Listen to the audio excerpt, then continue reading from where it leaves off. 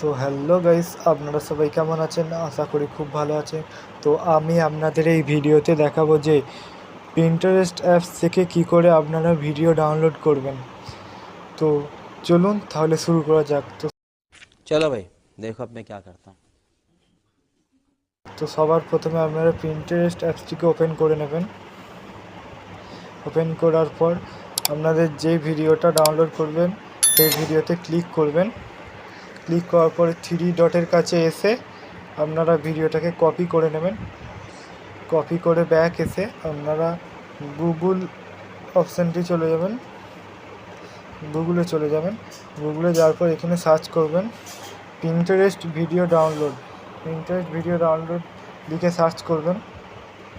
Search করার পর আপনাদের সামনে যে প্রথমে যে অপশানটা আসবেন, তো ওই অপশানটায় আপনারা ক্লিক করবেন। ক্লিক করার পর এখানে সার্চ বাটন একটা এসছে, তো সার্চ বাটনে আপনারা যেই ভিডিওটা কপি করলেন তো সেই ভিডিওটা এখানে পেস্ট করে দেবেন। পেস্ট করার পর এখানে সার্চে ক্লিক করবেন। তো কিছুক্ষণ হওয়ার পর তো ভিডিওটা এখানে শো করবে।